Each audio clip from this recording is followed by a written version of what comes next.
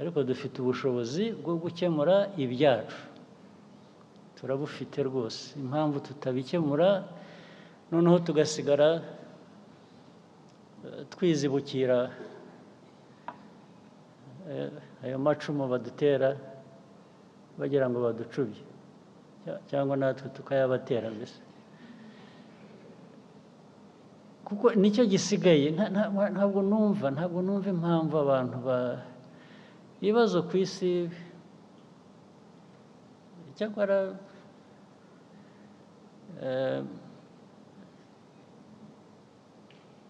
Imana abantu bakunze kuvuga n'iki, abandi bajyaho bakayikoresha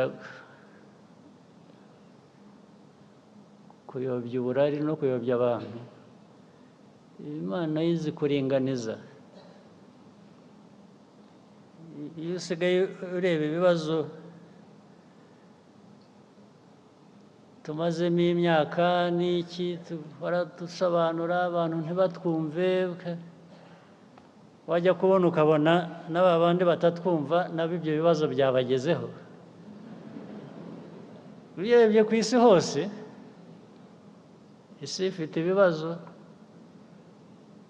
n'aba bandi b'ibigirwamana nabo barabifite bitari bike.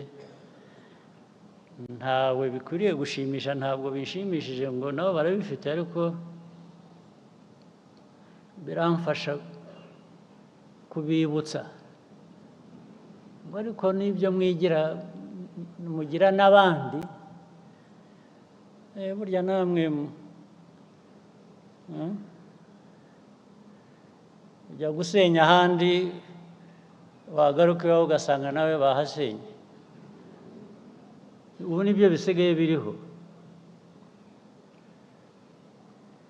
Ariko ibyo byose ntibikwiye kuturindagiza ngo twibagirwe ibitureba twebwe dushoboye. Hari ibyo dushoboye, ibyo dushoboye tubikore, ibyo tudashoboye tubishakire uburyo,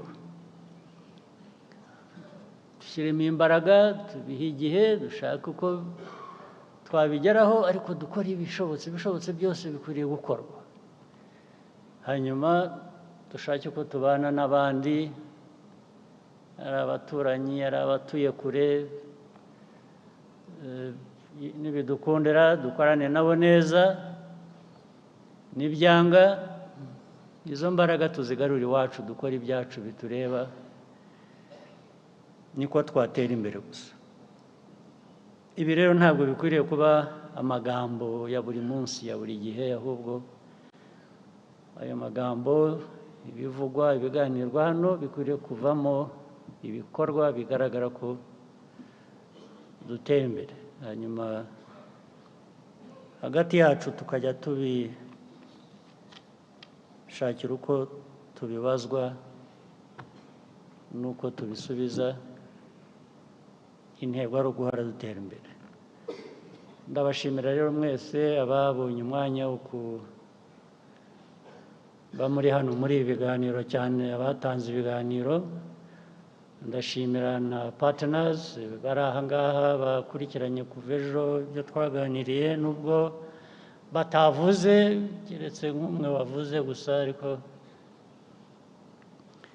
ngira ngo batwumvise. Nizeye ko ubwo baduteze amatwi, batwumvise, bifitiye icyo byamaze nabyo.